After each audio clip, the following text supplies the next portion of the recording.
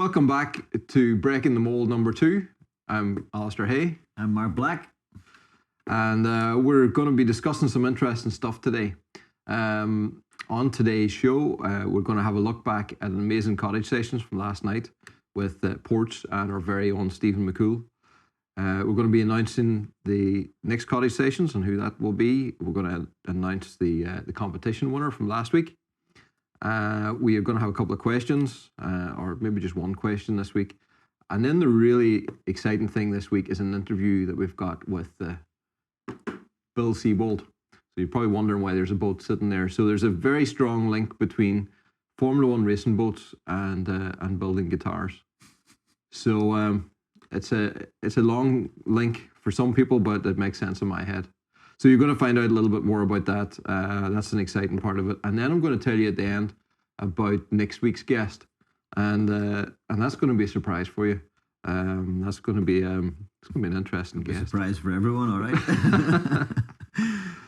Oh, great! So this is good. We've been on the second one now. Here we go again. So starting to feel comfortable with this, isn't it? Yeah, I know. Once we get our intro music started and all that too, we'll be away.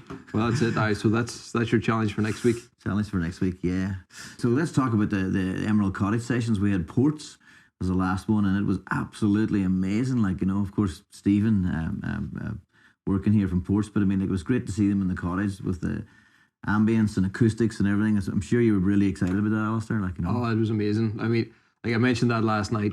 Whenever they started playing, it was just really the kind of music I imagined being played in that space. And Stephen came down. The one thing maybe some people might not know is Stephen was actually supposed to get married in the cottage, and then with COVID restrictions, that wasn't able to happen.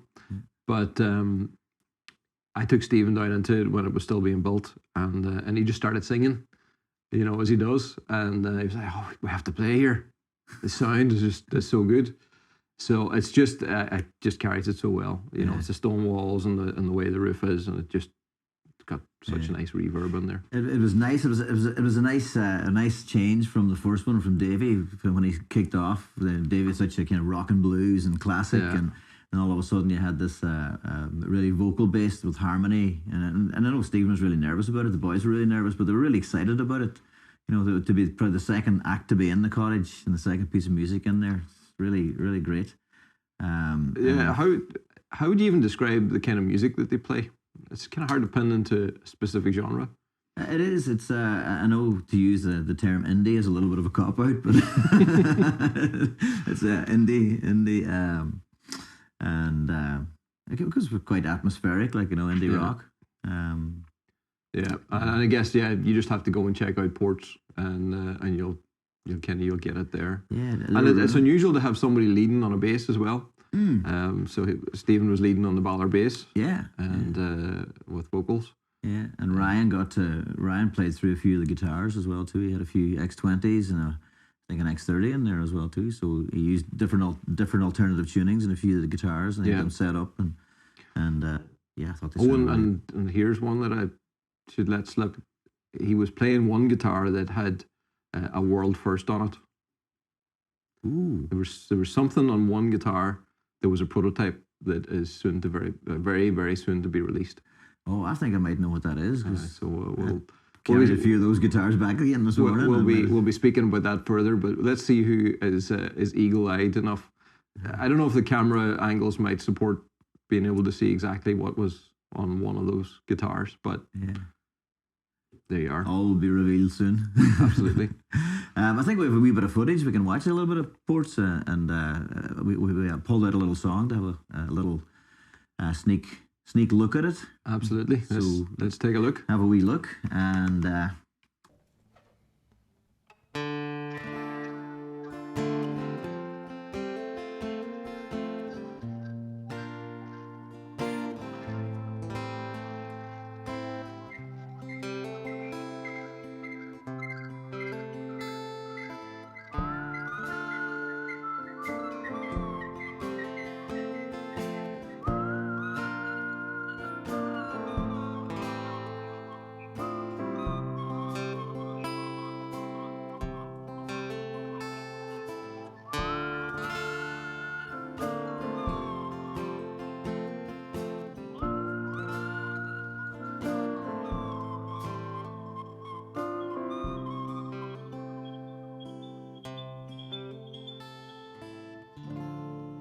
face was black, her dress hung like a painting on the wall.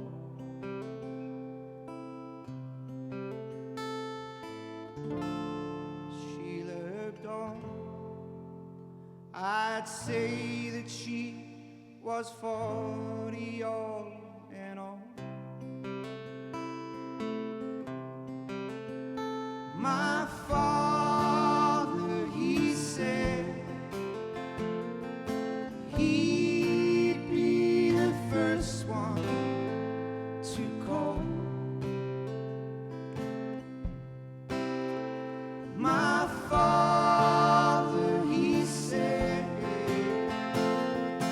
he'd be the first one to call.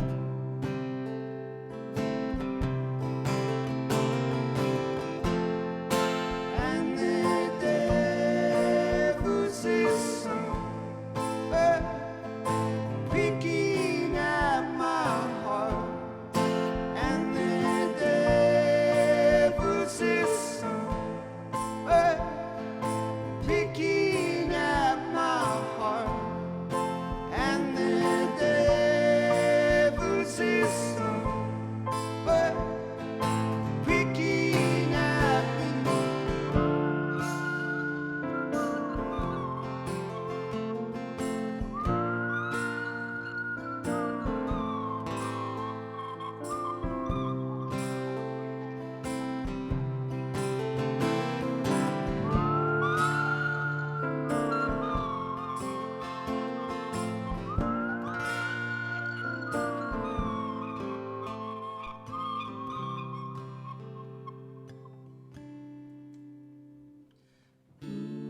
Semper Fi, her body claimed the bed, 5 foot tall.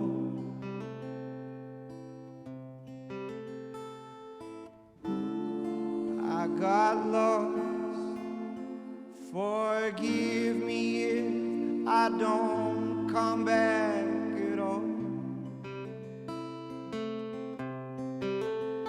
My father, he said, he'd be the first one to call. My father, he said, he'd be the first one to call.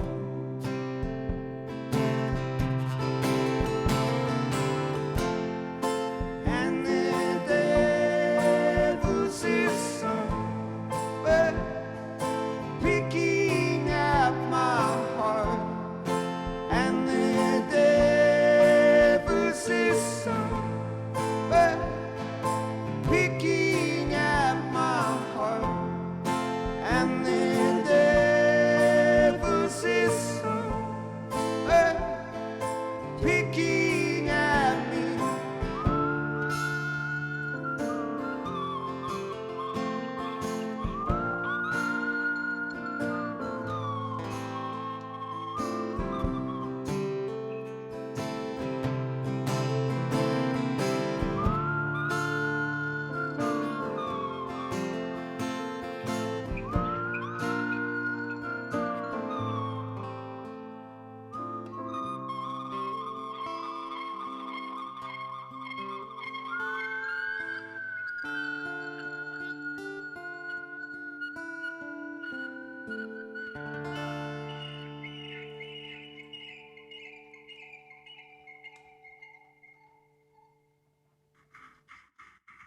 Wow.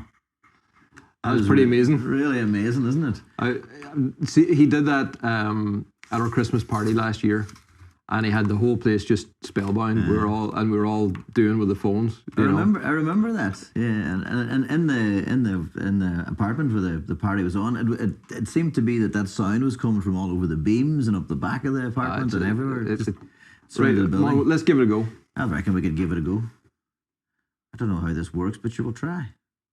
I'll ring. Oh, you see this? How's your whistling, folks? Can you whistle? Here we go. Oh, here, got to put it in speaker.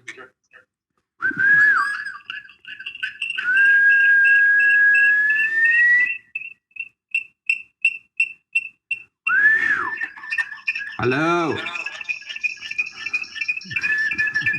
Ports are amazing.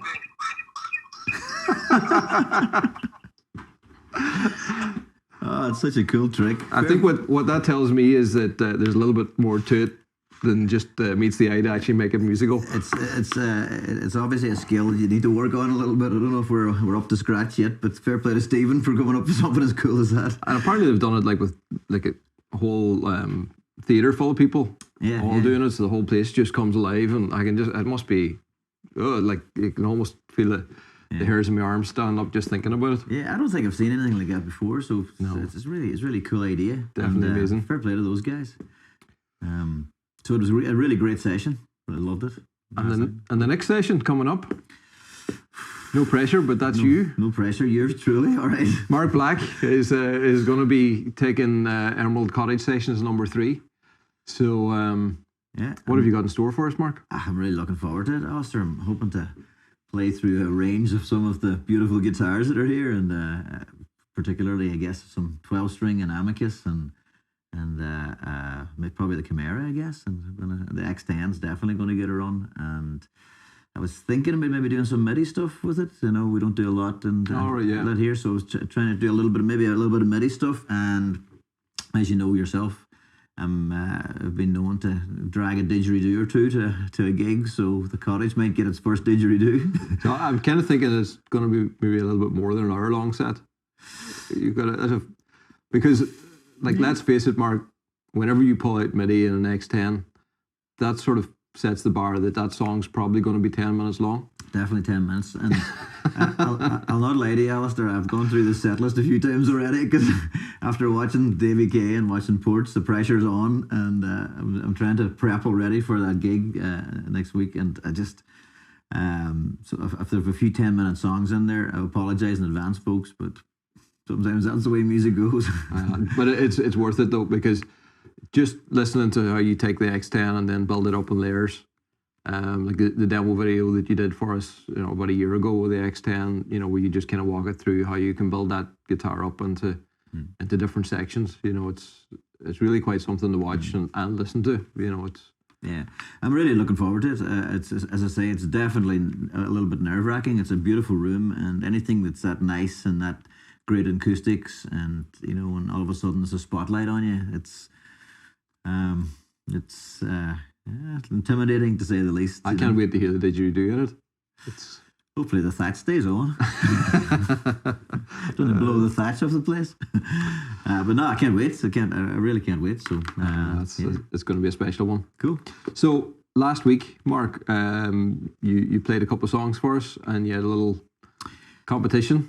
We had a little competition, and I was going to give away an album. So my latest album, Wheels Keep Turning, and the little competition, we threw out a question last week, which was after I played one of the songs from the album Sundays, and if Sundays is the day for playing the blues, what's Mondays for? And we had a nice response, and the guy sent in some cool messages. I think Alistair's got the T-shirt there as well too, so we can. So the answer is. There's the answer. Mondays are the day to start over. And we also got some alternative suggestions as to what Mondays were for different people around there as well too, which is kind of cool. So let's put it through I'm going to put it through my little random picker here, and best of luck, everyone. Best of luck. Here we go. Start. This is to show that it's really live. Winner is Mike Briot. Mike. So well done, Mike. Send us some of your details, Mike, and we'll ship a CD out to you. Thank you very much for taking part. Cheers, Mike. Very good. Awesome. I do like this T-shirt as well, by the way. It's a good fit. It's Sundays is the day for playing the blues now. So Alistair, something that questions have been coming in a little bit, and a few inquiries, and maybe you can bring us up to date. During the lockdown, you started a little project which was quite interesting to a lot of us guitar players, and I'm sure a lot of other guys out there as well too, and a lot of folks. But you started to build a Weisenborn guitar. Where did it go? What happened? Where are we up to with the Weisenborn? Well, I think we'll probably not go into full depth about maybe why I'm doing a Weisenborn right now. That's probably a wider podcast almost in itself.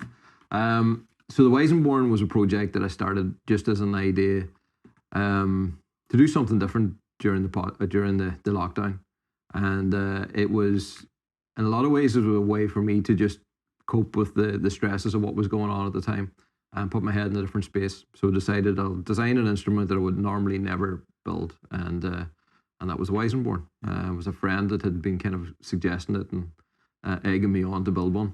So it just seemed like the most unlikely thing to do, and I like to do the most unlikely things that there are to do. Mm-hmm. So that's why we chose a Weisenborn.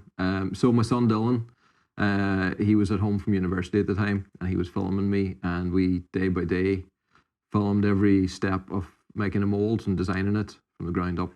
The reality is we were almost finished it when they released relaxed the rules on the lockdown and let us get back to work.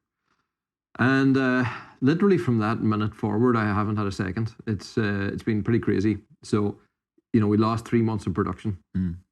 So once we got started again, we had so much to catch up on, and a lot of things just to straighten out. So it's just been running without taking a breath since then. I do want to get back to it. So the mould's all sitting there; it's finished. We've got all the templates and everything ready to go and build it. It's just a matter of making one. So it hasn't gone away; it's still there. It's not gone away. It's very much still there, and it will be finished very soon. So maybe we'll get that. Reality is probably not going to happen in the next couple of weeks, but let's set the agenda that we'll have a Weisenborn before Christmas. Yeah. Let's say that. I have a little backstory for you as well too that kind of comes full circle. This one, and I might have spoken to you before about it, Alistair. But years and years ago, I was living in Australia, and it must have been when you first started the Emerald Guitar Company back then. And I remember seeing a local news article at around maybe the time it was around Eurovision or something like that my mum had sent over at the time to Australia, and I started to learn to play lap steel and slide guitar at the time. Right. And I was on my way back home again to come to Donegal for a visit for a holiday, and I'd noticed that there was this new guitar company that had suddenly come on the scene called Emerald Guitar. So I guess it's maybe 15 or 20 years ago, and I emailed the company back then, and which was obviously probably just yourself making guitars at the time, and said, "Is there any chance that you'd be interested in building a lap steel guitar?" And it's funny now that we're sitting here almost 15 or 20 years. I didn't actually know that. So there you go. I don't even know if it will still be on a server somewhere on a message. So, I'll have to go looking. Yeah, but a fair long time ago. Yeah. And I emailed, as I say, and I hadn't had any response at the time. I just assumed that you weren't making lap steel guitars at that stage, but now you are now. So definitely not. Although Ted was certainly asking me long time ago about building one as well. So yeah. The idea has been there. I used to go to NAMM show and see them. And the way I described it is, how unusual something is by the number of them you see at NAMM, because you see it's thousands and thousands of guitars there. But among that thousands and thousands of guitars, you probably see one Weisenborn every year hanging on one of the booths, normally in the lower floors in the dungeon, Yeah. I would go and I'd be intrigued by the unusual stuff. That's how I started to get the interest in harp guitars, seeing something really unusual and go, what is this thing? But I'm looking forward to having it finished, and I'm looking forward to hearing you play it, because, what I kind of enjoy with instruments is seeing how they can fit together and to making other music, not just what they do isolated by themselves. So I can really see that Weisenborn sitting very nicely alongside some of the other instruments that we have, and they're a really cool and unique guitar. They are really nice. Yeah. So that's, you can hold me to that. Christmas 2020. we'll see. So that's not far away. I know it's not too far away. Let's. Do you know what? You have to have if you don't set an agenda for it, it's never going to happen. So let's let's make that happen. That's true. Okay, cool. So now this is a big one for me. Many years ago, I had the opportunity to go to St. Louis and work with somebody who just inspired me so much further than I ever realized ever could be. And that's Mr. Bill Seebold. You're going to get an opportunity to talk to him. Talk to him directly. So let's see if we can do this in a dignified manner. It's okay. Podcasts are a bit more relaxed than the normal videos, so we're all right.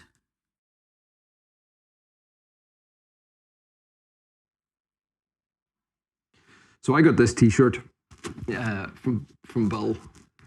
Are we all good? I got this T-shirt from Bill. I think it was sent over after. No, actually, he gave it to me at the end of the time I was working for him. So it was like in the last day, and I've worn it ever since.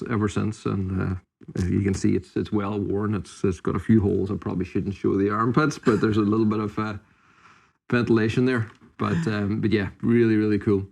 So last week I had my brother drive down to where Bill lives in Florida. They live about 3 hours apart, and he was able to set up his camera and capture the conversation. So yeah, let's maybe just jump into it and have a look.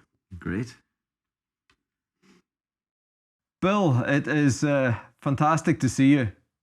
It's hard to believe that I'm interviewing you as my very first guest on our podcast here. And I just, I was thinking about people that we would interview, and I thought, who better to start this all off with than the person that really inspired me to do something really special and exciting with my life. And so I have that to thank you for. So how you doing? Doing fine. Just getting older and trying to get through this crazy pandemic that we got worldwide. And, Lynn and myself are both healthy. And Tim and his wife, Debbie, ended up having a COVID about a month ago. And they were quarantined for about 14 days. And it was nothing more like a head cold. Yeah. And then Michael came down with it about a week and a half ago. Still suffering a little bit, same thing, nothing more than a head cold. He went to the doctor and they tested positive. They said, well, go home and get a lot of rest and take some Tylenol. And that was it. So anyway, but everybody else was doing good. Good to hear you're doing well. So Bill, I was just thinking about it over the last couple of days and just, starting to think back over the incredible experience of being with you. So it was 1994. And I was only actually there working for you in the shop for, I think, about 5 months. It seems like it was way longer because it was so momentous, but yeah, 5 months that changed my life. Tell me about Johnny Cash and driving a boat named Sue. Because this is guitar related. Basically, I started racing when I was 11 years old, Alistair, which you knew that, and I raced till I was 46. Progressed from first race engine I had was a 5 horsepower Mercury, and it went 26 miles an hour. Of course, when you're 11 years old, it seems like you're flying at 26 miles an hour. And then I moved up a class every year for the next 3 or 4 years after that.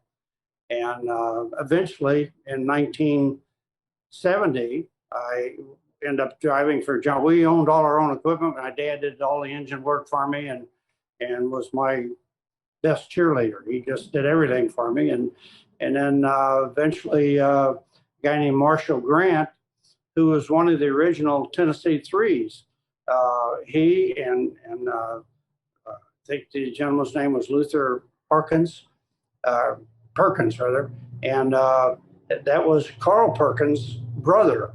And Carl Perkins wrote Blue Suede Shoes, which Elvis Presley made famous. And after I read the book that Marshall wrote about, I Was There When It Happened was the name of the book, talked about when he met Johnny. Marshall was a car mechanic in Memphis, Tennessee, and Johnny was an appliance salesman. And Luther Perkins was also a car mechanic. They'd get together and have a little jam session in Marshall's garage. And then Johnny came in to get his car worked on. He was not very mechanically oriented. He just couldn't fix anything. And in fact, whenever they started out going out and doing gigs, the three of them together, they would never let Johnny drive because he's such a terrible driver. But anyway, long story short, they end up sponsoring me, and I raced for him for 2 or 3 years. Right at the end of my what we call kneel down runabouts and hydroplane career, we went to racing, and the storybook ending to the thing was we went to Alexandria, Louisiana for a National Outboard Association World Championship. And I was in 10 events, and I won 6 world championships in 3 days, which had never been done before that, has never been done since. Wow. But it was just one of those deals. Luck was on my side. And the guy that Marshall was such a fanatic about boat weight. Yeah, in those small boats, you have to carry them out, put them in the water, and then the driver walks out, gets in the boat, and they crank the engine up, and you take off, and you run 3 to 4 lap heats with a clock start. 1 minute clock start goes around. When it hits 0, you can be anywhere from that line behind it. They take a Polaroid picture at 0. So if you're 1 inch over the line, they can tell that you're disqualified. So anyway, the guy that was on the pit crew that weekend was Carl Perkins, the guy that broke blue suede shoes. And Marshall says, Carl, your job is to carry Billy to the boat every day till we get done racing, because I don't want his feet wet and put 3 or 4 or 5 pounds of water in the boat. So I rode on Carl Perkins's back. Of course, lucky for him, I was only about 150 pounds then. So he carried me the boat and back every time. And we won 6 world championships. It was just an unbelievable weekend. Never repeated since. And kind of went on from there. And then I got hooked up with Mercury Marine and Mercury Racing. But back to Johnny Cash for a while. They came to St. Louis and did a concert, and Carl Perkins, a whole band except for Johnny, came to our house and spent the whole afternoon because they had a concert that evening. They got in early that morning, and they came and we had a big dinner for them late in the afternoon, and then we we're going to go down and do their show. And then Lynn and I went to the show with them, and of course we sat right in the front row, and it was great. But we had been in a tour bus with Johnny several times. Basically, he was probably not what he appeared on stage. He was a little shy. He would talk to you. You'd have to ask him a question, and he'd answer you. But he was a little shy. Yeah. And so it was a great experience for me. And then I moved on to Mercury Marine, started driving tunnel boats, and then eventually in 1975 got the contract to build them because they took the contract away from Renato Molinari, who was in Como, Italy, and he and the race director just bumped heads. And finally, the race director said, you got a lot of boating experience. Why don't you build the boats? So the story to that was a guy that used to race against my dad built little hydroplanes. Okay. So I went to his name was Andy Lowry. I went to Andy and I said, Andy, I've got a guy that I'd like to bring up. I'd like to have you show us how to build tunnel boats. Okay. So Andy did that. We worked with him for about 6 months and built a couple boats, and then took it from there. And we built altogether about 650 tunnel boats in a 34-year period. But it took about 5 to 6 weeks to build one. Yeah. So it's not like you can. At one time, I had a couple carpenters building. Our most we ever built in 1 year was, I think, about 25 boats, 20 or 25. I think while I was there, I think there was maybe 4 or 5 boats that would have been built from start to finish in the time that I was there. But I just find it the most fascinating thing in the world. So I'll tell you the story about how I came to work for you. And you probably know it, or maybe you don't. But so I went on an exchange program to the US, and they were taking people from Irish companies, and we were putting this in companies in the USA that had like similar but better, technology, so that we could learn the American way. And I was placed in a company that made jacuzzi bathtubs, and it wasn't learning anything at all from it. And I started to think, well, there's something better out there. So I started asking them, could they place me somewhere different? So I went to a boat show in St. Louis, and I started asking around, was there anybody around building boats? Because back in Ireland, I used to build boats. And they said, there's this place called Eagle Boats out in, or Seebold Boats out in Fenton. So I think the guys that were arranging the trip, they arranged for me to come out and have an interview with you. But at this stage, I still didn't realize it was Seebold Racing. And I remember pulling up outside the shop, and there was the big race truck, the Bud Light race truck outside. And my jaw just dropped. I just thought it was the most incredible thing. And then I walked in and I sat down at your desk, and I started to look around, and I seen all these plaques on the wall, world champion this year, world champion, world champion. And I was like, oh my goodness, what am I in here?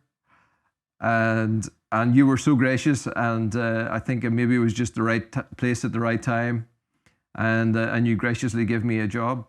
But it was, the most incredible thing for being a young Irish guy. I think I was 19 or 20 at the time, to have the opportunity to work building Formula One racing boats for the most winning powerboat driver of all time. Pretty special. Thank you. I remember you were living with some people in Webster Groves. I remember that. Wasn't it Webster Groves they lived in? Yeah. The family you were staying with? Yeah, there was somebody that used to give me a lift to work every day that used to work just next door to the shop. All right. But I can remember the very first job that you put me to. You said, Alistair, go you out and wash the race truck. And I can remember it was the end of August. I don't know, it was probably 100 degrees outside. It was like this huge truck. I think that was one of the very first things that I did, and that was a job. That's when we had the tractor trailer truck, right? Yeah, you had that big truck. Yeah, it was. But yeah, I know, I remember that, and I don't remember the first job I gave you to do though, but you do. Yeah, so that was cool. But so one of the things that has really struck me over the years is the similarities between what you do and what I do, because people always ask me, so, how did you get into building guitars? And, so the idea came while I was building race boats. And I think when I look back on it now, I realize that the way that you built the boats is actually very similar to how we build the guitars, because you have to build something that's incredibly light, incredibly strong. So it's the same characteristics that make a great race boat that make a good guitar, so. Well, that's true. They're both fine pieces of instrument that have to be precision. And that's the important thing. Race boats like that, you can take a race boat, a tunnel boat, and you can make a quarter of an inch change in the bottom of the boat, and it makes a world of difference the way it runs. And same thing in the guitar. You have to have your composites have to be right, and it has to be, when you pull the resin into there, it's got to be perfect. Yeah. So, and there was always a saying I always had a saying for our race team: little things are important, number one, and anything less than perfect is not acceptable. And my crew hated it. Yeah, I think we have something similar around here. It's all the tiny little details that make it right. We don't, our lives don't quite depend on it maybe the way it did in powerboat racing, but yeah, we still work to those excellent degrees. So tell me about the safety cells. So one of the things that I did when I was in the shop was building the safety cells, and it was a fascinating thing for me to do, and that's where I think where I probably learned the most in terms of working with carbon fiber. So you were really involved in spearheading bringing safety cells into powerboats. Can you tell us a little bit about how that came about? Well, when Mercury got away from Molinari, whose plant was in Como, Italy, and gave me the contract in '75, we raced open seating boats with just a light fiberglass fairing in front of the driver. And it was what they called a breakaway system. If the boat went upside down, all the steering mechanism was below the driver's feet, and the steering shaft was made out of light moly tubing. So if you went out, the fiberglass wind deflector and water deflector would rip apart easily, and the driver would go through it and the shaft would bend so you didn't break your legs. And that's what we did for years until the speeds went from 100 to 120 to 130, all the way up. We were running some boats in 1979 in Milan, Italy. I won a world championship there. There's a lake by Linate Airport. It was a seaplane landing strip that Mussolini built during the war, and they made it into a marine stadium. And we were running 145 miles an hour without reinforced cockpit areas. So but when you're doing it, it's like you always think it's not going to happen to me, which is not always true. But I mean, that's the mentality you have when you race. And I always, unlike my golf, Alistair, I always figured when I got in a race boat, I had my destiny in my own hands.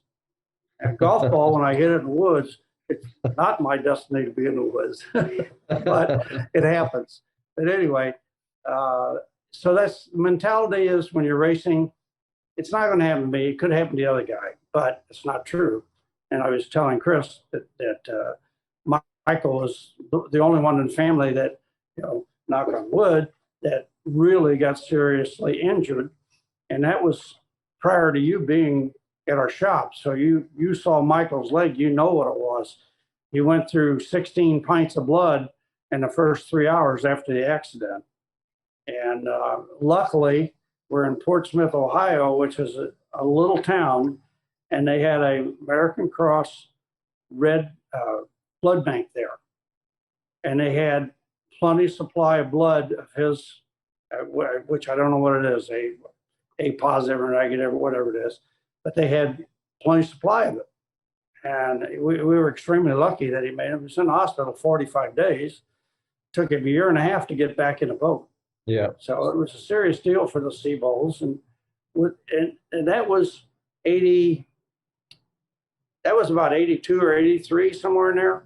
And then, of course, in 85, 86, we had 5 drivers killed worldwide. And at that time, I was racing worldwide in Formula One and Union of International Motorboating, which was based in Brussels, Belgium, said, hey, no more Formula One racing the rest of this year.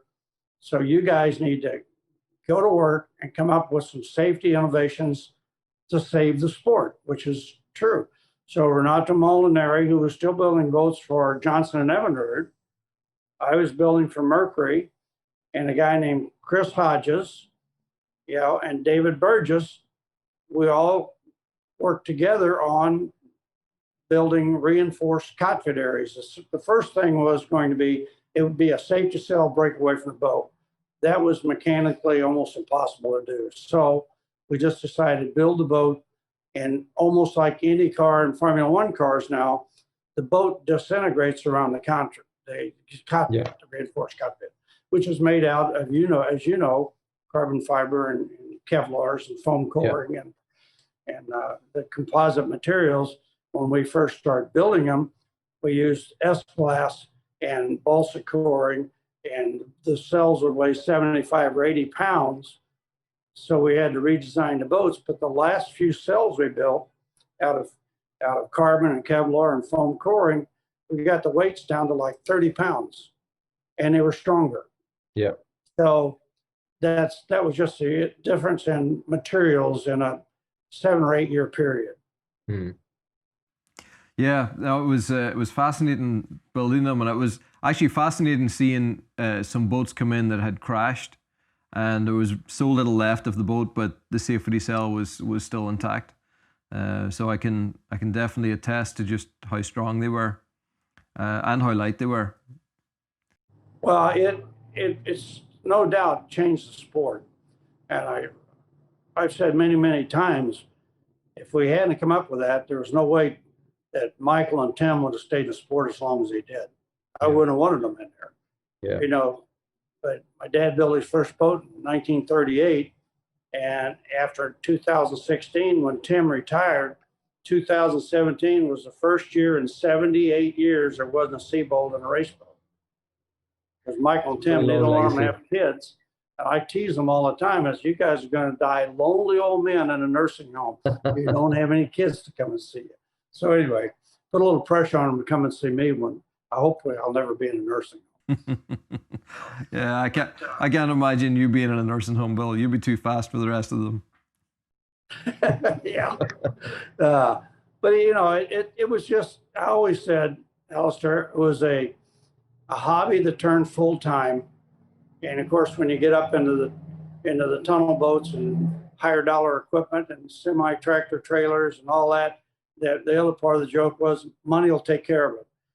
And unlike NASCAR, IndyCar, Formula One, and Formula One motorcycles, if you don't have a sponsor, you don't want to race because there's no money in it to speak of. I mean, if you win $5 or $6 grand a weekend, that's a little icing on the cake. Yeah. Because you just spent 20 grand to get there. So, yeah, it's just, but the money will take care of it. So we always were lucky enough to have Mercury Marine. You know, when I worked for them building boats, they paid my salary. They gave me a really nice contract. They gave me a lifelong contract, and they bought all my woodworking equipment.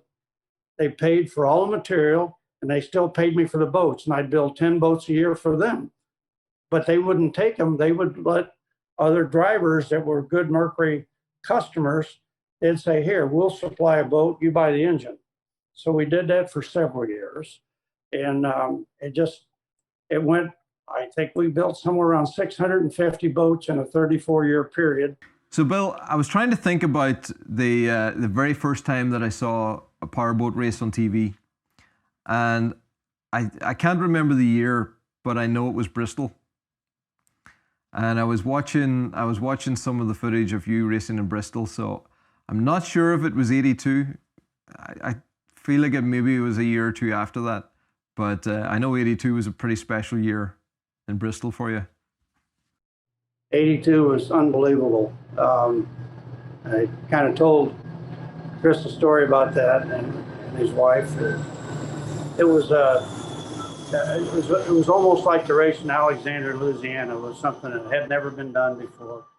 And of course, back then it was the Mercury Marine and Johnson Emerald bumping heads corporate-wise.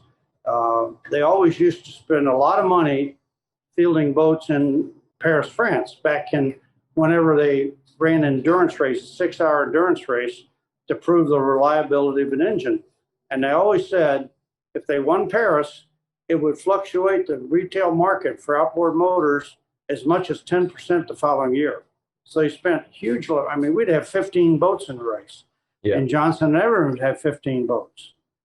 And so, and I won it a couple times. One time I kind of got knocked out of it because there was 2 John Player special boats in the race, and they gave one of my laps to the other guy. And I filed a protest and everything, didn't do any good. But we did one. I won it one time with Kees Vandervelden from Holland. But Bristol was class all by itself. It's kind of the Monaco of powerboat racing. I wrote an article for Roy Cooper, Fast on Water's the name of his website in the UK. And when I landed there with the Mercury team manager, 1974, we drove from London to Bristol. It's about 90 miles. Drove from London to Bristol, and we had Les Cahoon, who I think you met when you worked for me. He was Yeah. from Belfast, and he was our lead engineer on the race team. Les and I bummed around together, did a lot of collaborating together, different things we wanted to try and so forth. So we drive into Bristol, and Gary drives down by the race site, and he goes, well, there's the race site, start dock's there, and you go down that way. And I go, oh. I said, I thought that was the pit area. It's so small. so anyway, I went on to win it. And of course, the 2-liter was the biggest engine at the time. And they have the Duke of York trophy there, which was valued at the time at $250,000 because it's made of gold. So anyway, the old adage is, if you win it 3 times, you get to keep it. Molinary had won it twice. I won it 6, and they wouldn't let me take it out of the country after the second time I won. So I do not have it, but I have a little replica. It costs about $5 to make. But anyway, that's 1982 which is on YouTube. A lot of people could see it. Shows the Duke of York race, a little bit of that, which I won, and then it shows the Embassy Grand Prix, which was for the 3.5-liter V8 OMCs. And I didn't have a V8. All I had was two liters. One of them had one cylinder that was oversized. So I entered the OZ race also. It was a World Championship series. I didn't run the whole series. I only ran that one race. And the team manager for Outboard Marine Corporation went crazy. I almost beat him a couple times in the States with a 2.4-liter. So anyway, he went crazy. Can't do this, can't. And in UIM, you have to, if you think a boat doesn't meet technical specifications, you have to protest that driver before he enters the race. Otherwise, you accept his equipment. Okay. So they protested my equipment. And of course, they run one heat of this, and then half hour later, they start another heat, whatever. So we had the one engine. They tore it apart, measured it. It was 2001 cc's and above was OZ. The engine measured about 2003 or 4 cc's, but it was like a rocket ship off the start dock.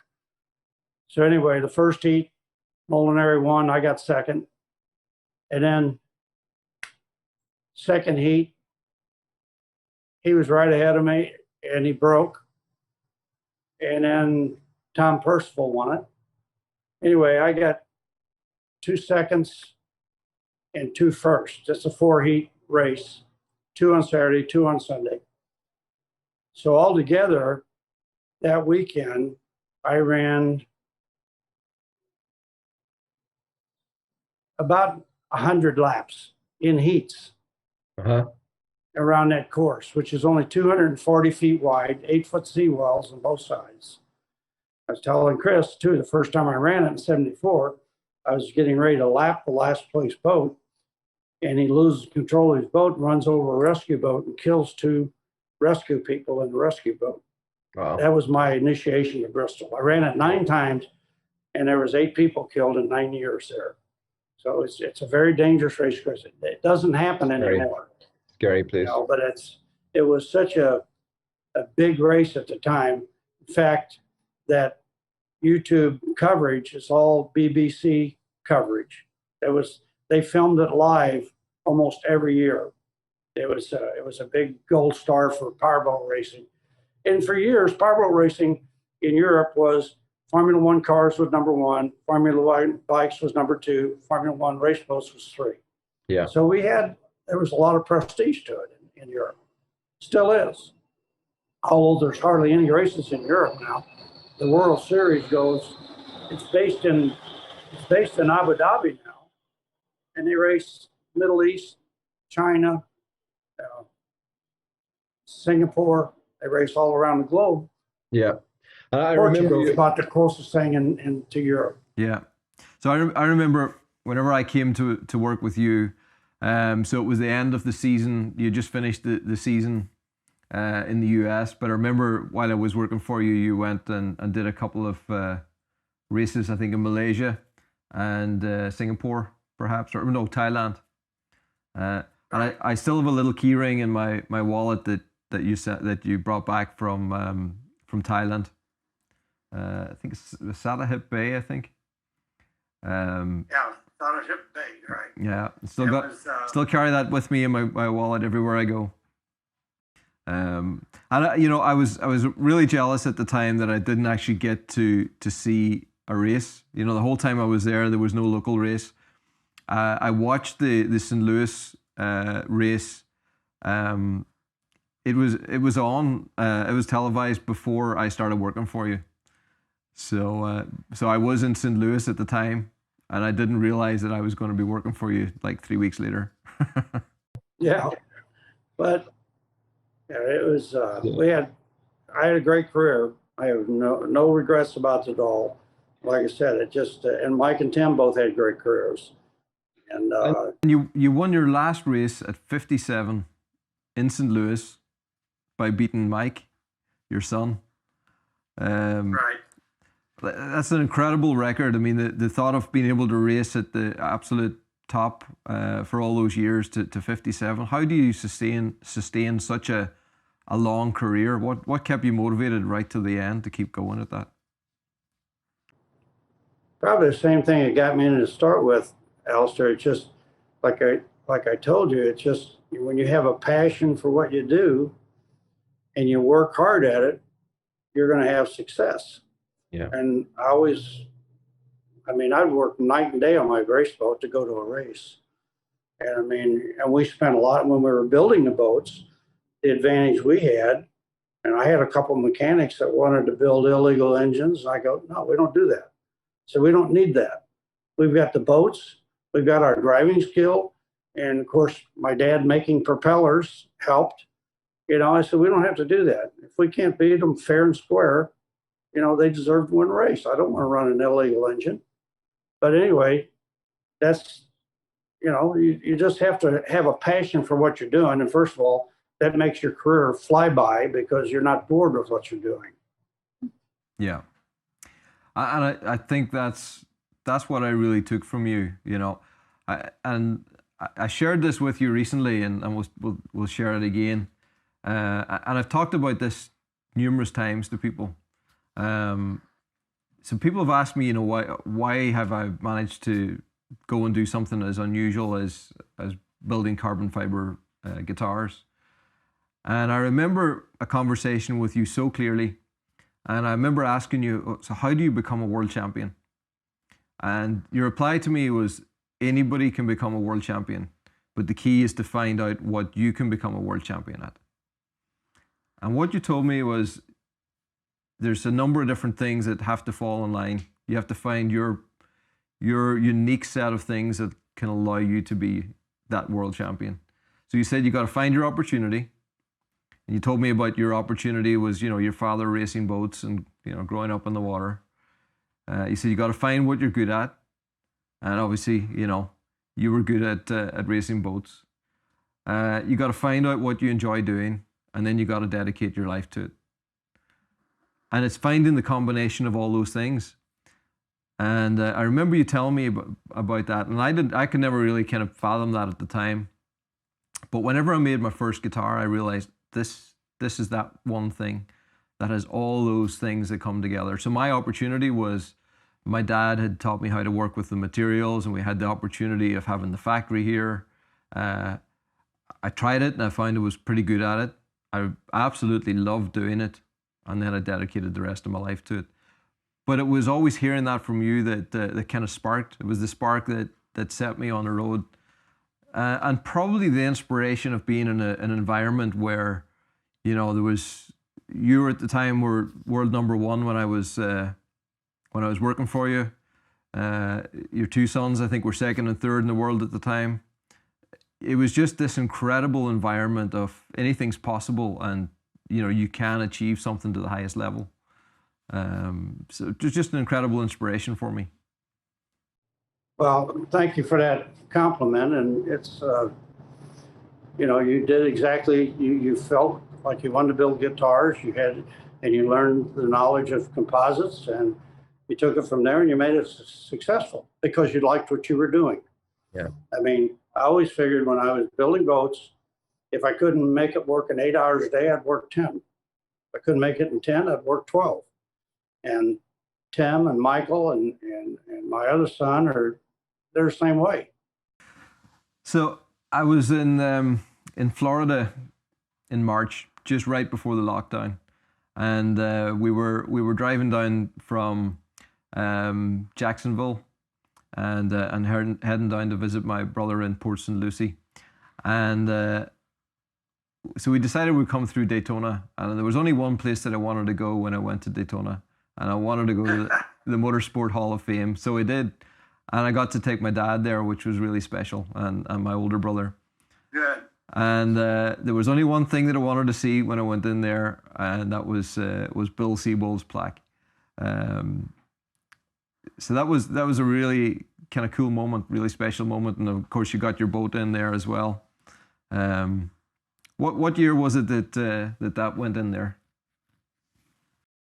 I was inducted into it, I think, in '99. I don't know. I'm in 10 or 11 Hall of Fames right now. Motorsports Hall of Fame was one of the first big ones. In fact, the brewery bought a half-page ad in USA Today with a picture of the boat, 46 years, 900 wins, 69 or 70 world championships, blah, blah, blah. Congratulations, Bill. It's been a good ride. And it was right. But then I went into the Missouri Sports Hall of Fame, St. Louis Sports Hall of Fame. Started out way back when I went into the Gulf Marine Hall of Fame. And then in 2000, I guess 2015, I flew to Abu Dhabi, and they started a European Formula One Hall of Fame, and Renato Molinari and myself were the initial inductees into that. And they presented us, they had the awards at the banquet at the end of the season in Sharjah. So we flew over for that. Len went with me. We spent about 2 weeks over there, went to 2 races, and then accepted the award and came home. But that was a big honor too, to be in that. So even though a lot of my Formula One wins were prior to the guy that's running it out, which is Nicolo San Germano, they were prior to when he started the series. Some of my Formula One wins were one-day weekend deals, where now you have to win the series to be a world champion. So it's a little more difficult to do, but I still won several series and several of those championships too. Well, you've got an incredible record. It's an incredible honor to have worked with you, and definitely to be able to talk to you again today. So hopefully sometime we'll get an opportunity to come and actually do it face to face. So the last time I think we met face to face was in 2010 when we were doing a road trip across the US, and we stopped in with you. I enjoyed that night. That was fun. So one last question for you to finish this off. I actually know what it's like to be inside a Formula One boat, because Mike took me for a drive in the two-seater. But tell people, how do you describe what it feels like inside a Formula One race boat? It's like no other racing craft in the world. First of all, cars, boats, anything, because you're doing something when a Formula One boat is moving. You're doing something with both hands and both feet every second the boat is moving. If your right foot, you have the foot throttle. You're, of course, strapped in with a 5-point harness now with a canopy over your head. And then you have, on your left foot, you have a foot rest, which has a button on it, which is the out trim. Because a Formula One boat is nothing more than an airplane. You're trying to fly close to the water to keep the propeller in the water for thrust. So the out trim, and when you see them go around, they pull 5 Gs in the corner. They pull more Gs than any race vehicle in the world. Yeah. I can be going 130 miles an hour, and in a 100-foot area, I can turn around and be going 100 miles an hour. And it snaps your neck every time you do it. You have to wear a Hans device, or we used to, before Hans device, we had a strap that went under our arm and hooked to the helmet because it's a lot of side G-forces. And your neck doesn't have a lot of muscles side to side. Front to back, it does. And then on the steering wheel, it's a 3-spoke wheel. There's a trim button on each spoke that brings the motor in. So when I see the boat turn and come up out of the water, the driver's doing that with trimming the engine out.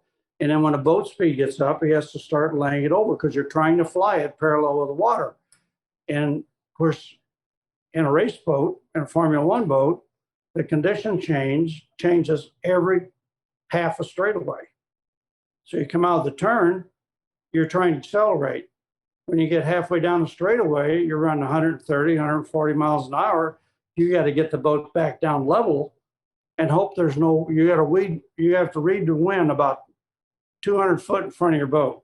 Because you see wind sometimes around water kind of swirls. So you're reading that as you're driving. And then there's 2 other buttons on the wheel. One's to raise the engine up and down for bite for the propeller, rough water, smooth water setup. And then you have a button that you can talk to your crew when you have time. That's kind of how you drive a Formula One boat. Powerboat Magazine did a real good article on that one once, and I had the video of it, but I don't know whatever happened to it. But it kind of shows Formula One race boat cockpit. It's very similar to Formula One, except they're doing everything on the wheel now too. You know, they got paddle shifts and so forth. Yeah. But it's very similar. Size, the tighter you can make the safety cell, as you know, I mean, the tighter you can fit in there, the better off you are because you don't get beat around so much.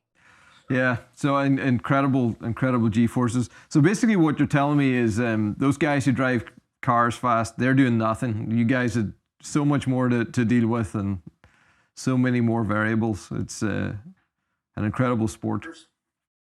There's more variables, and that's one of the reasons when we went to safety cells, because when you're running 120 miles an hour and you get thrown out of the boat, you're dealing with an uneven surface. You get down to 100 miles an hour and your arm digs in and tries to rip your arm off your body. Okay, when you're sliding down an asphalt track, the only thing you have to worry about there, well, you still have a lot of fears, a lot of worries, is you're sliding down. You don't want to run into a wall. But so they both have their idiosyncrasies. But race boat, I think the water is a little harder to predict than the fixed surface. I always said, okay, the IndyCar drivers, all those guys say, oh man, we go a lot faster. Okay, let's put 6-inch ripples in that track all the way around. Let's see how fast you can go. Because we're dealing with 6 foot or 6-inch to 1-inch chop constantly. And you're driving in the rain every day. Yeah. It's always wet. Oh, Bill, it's been a pleasure talking to you. It's been really, really special, you know. And it's as we started off this series of podcasts, we wanted to tell stories just about the history of the company and some of the inspiration. So I thought, there's no better person to talk to than you. So it's thanks for being part of this today. Well, I want to thank you for having me on. Number one, I want to thank you for the comments you gave me, and it's always good when to me, it is always good to hear when I inspired somebody to do something like you that's creative. You know, it's an honor, kind of an honor to me, and I'm happy to be on and do this. I hope it works well, and I want to wish you continued success. Well, thank you, Bill. So someday I'm going to have to come and maybe meet you in Florida. Maybe you'll take me out for a run on your boat, and we'll maybe even try and play some golf together. Yeah, you're welcome anytime. Come over to see Chris or whatever. We're only 2.5 hours, and I got a 25-foot center console boat. We can go out to the sandbar and drink a few beers. Okay. And have a good time. So, Bill, thanks again, and we'll sign off at that. Okay. Thanks, Alistair. Thank you. Appreciate it. Wow, that was so interesting. What a great character Bill is. It's such stories, you know. And I'm sure throughout your time there, you must have just, got so much experience with him, Alistair. It literally changed my life. Yeah. You know, it's there's a couple of things in my life that took me in new directions. One was the day that I first listened to Steve Vai's Passion Warfare, and the second was going and working with Bill Seebold. You know, and those two things combined really has kind of made me where I am today. Yeah. But Bill Seebold, I mean, he's just a guy who's done so much in his life and done it in such an amazing way with such grace and character, you know. Yeah. So really, really inspired me. And it was just such a privilege to be able to spend that time working with him. And I can still remember it would there was like a speaker in the workplace, you know, like what's the word for that? A tannoy, is it? Oh yeah, Tannoy. And you just hear Bill's voice coming over the tannoy. Hey, Alistair, come for lunch. And Bill would take me to lunch, you know. So he would take me off to the local restaurant, and we'd go down and have lunch. And it was just such an incredible privilege, you know. I was 19, and the world champion powerboat driver was taking me off for lunch. Yeah. I just soaked it all in, you know. Great memories. That's fantastic. Totally is. Yeah. So everybody needs somebody like that to just inspire them in life. Ah, cool. And thanks for sharing it with us all, because I mean it's so cool to get some backstory before you get into Emerald and stuff, and before you get into the guitars. So. And that's what I wanted to do. You know, this isn't going to be a place just about telling all my stories. I want to, you know, we want to bring other guests in and hear their stories. But I thought it was a really good way to just kind of kick this off, and it gives context to who I am and what Emerald's about and what inspires us. You know, so I think that's useful for people to know. And that kind of leads in a little bit to next week's guest. So we've got a guest, a very important guest coming in next week. So Bill Seebold was 1994. That was second half of 1994. I was with Seebold Racing, and then we're kicking into the next part of the story, which starts around about January 1996. And the two kind of intertwine a little bit between Bill Seebold and the next guest, which is the proper boss around here. The real boss around here. Which is Kim, my wife Kim. So Kim's going to be the next guest on Breaking the Mould, and she's going to be our co-host here next week. She's going to be in here with us, and that's going to be funny. I'm probably more nervous than she is, because I'm going to be asking the questions, but I have to also listen to her answers. So you can definitely look forward to that next week. That's going to be great. It's going to be great. I'm going to be in the middle of it too as well. So it's going to be interesting for me trying to get questions and questions and answers out of you guys. It's going to be fun. I think there could be a little bit of mediation going on there. Right. Conflict resolution. So she's been, you know, the behind the scenes through all this craziness, this wild journey we've been on for the last 20 years. Or 25 years, I guess. So it's good to get her take on it. Cool. It might be a little bit of a different perspective than what I sometimes give. Ah, well, I can't wait to hear. It's definitely two sides to the same story. Great stuff. Anyway, so that's going to be Breaking the Mould number 3, I guess. So that's it for this week. Brilliant. We'll see you all next week. Thanks, folks. See you all next week. Thank you.